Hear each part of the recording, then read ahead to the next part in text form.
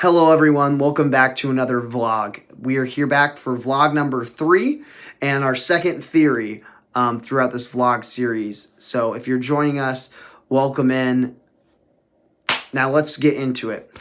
Affection exchange theory is a theory that was developed by Corey Floyd, who is a communications scholar.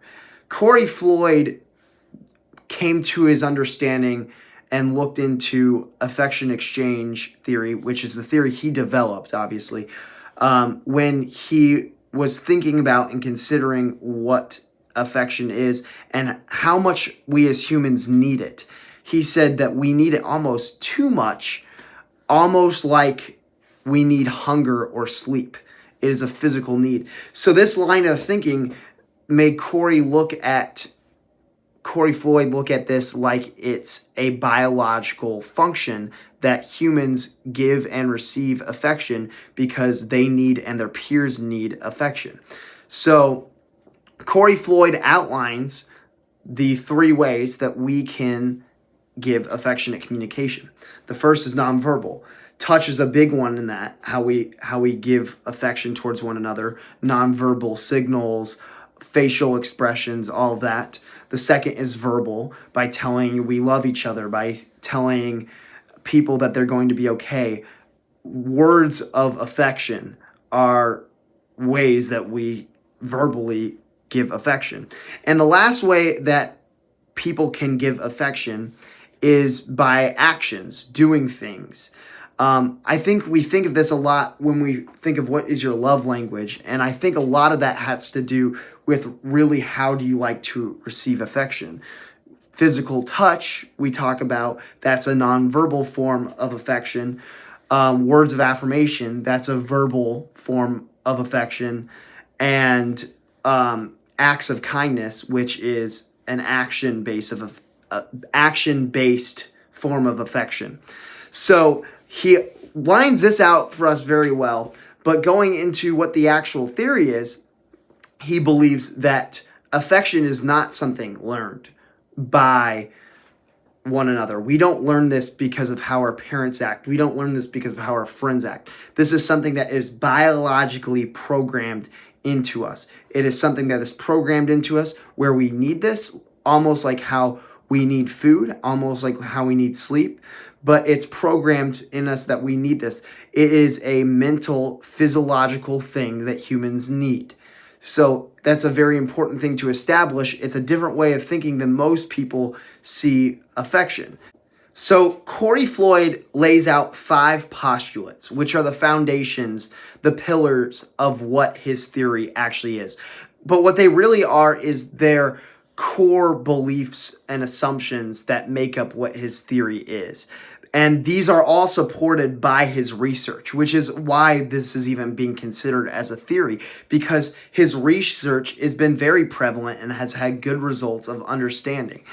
So the first one is that humans are meant to have romantic bonds. It is something that's biologically wired within us.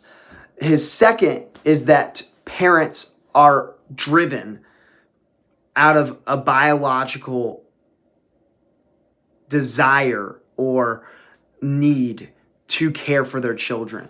So for the survival of their children, they show affection. It's part of actually how they care for them. So like, for example, a mother feeding her child is a form of affection, but also they have social needs where they need affection from their parents from a young age. The third is that humans need friends. They need other family members. They need people to grow alongside with, to be socialized with, that they can give affection to. The fourth is that his fourth belief is that affection improves well-being. So us being affectionate to our patients, for example, as EMTs, is going to improve the well-being of the patient. That's one of the big reasons why we're going over it this week.